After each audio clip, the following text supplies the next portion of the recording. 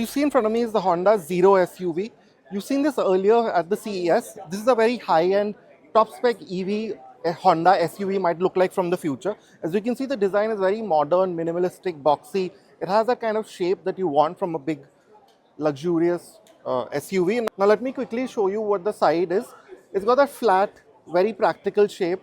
The ground clearance, as you'll notice, is not very much like most modern EVs. It's more designed for streamlining and for better range. I'll quickly show you the behind, where there is quite an interesting feature.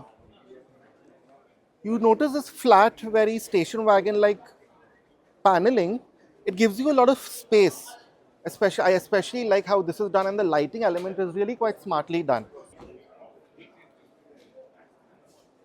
Now this is what it looks like on the inside. As you will see, it's got that very modern, minimalistic, very striking look. It has that yoke kind of steering setup, the very, very minimal kind of instrument cluster, and I really like how the screen has been done up. You have that fully flat kind of screen.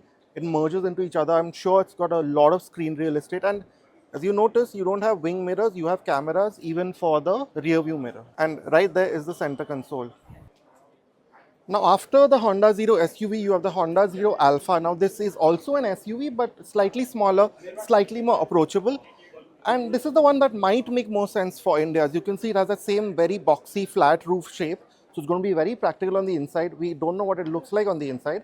But as you will notice, it has a lot more ground clearance. So it'll be a great fit for India. Those big chunky tires that you see in a lot of Indian SUVs.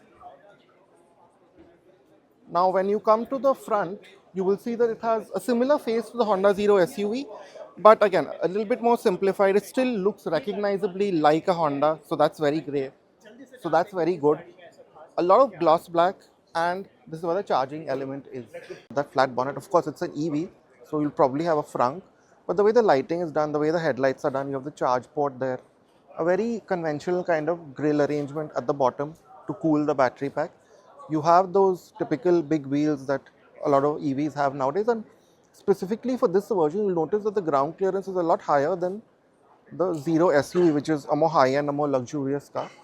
In that sense, it fits in more with India, but like that Zero SUV, once you start going past the B pillar, you notice that the shape is very out of the ordinary in terms of how much it focuses on practicality. It's got that flat, high roof, the very abrupt back end. So you have a lot of space in the back seat, I'm assuming. We can't see the interior.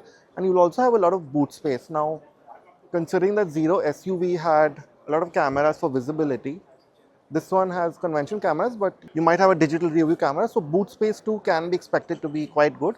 And then of course you have that whole thing of EV practicality going on as well. Now we don't know any details about the battery sizes or the powertrains, but as far as these things go, you can expect maybe a 60 to 70, maybe an 80 kilowatt hour battery pack, about 500 kilometers of range, maybe even more than that.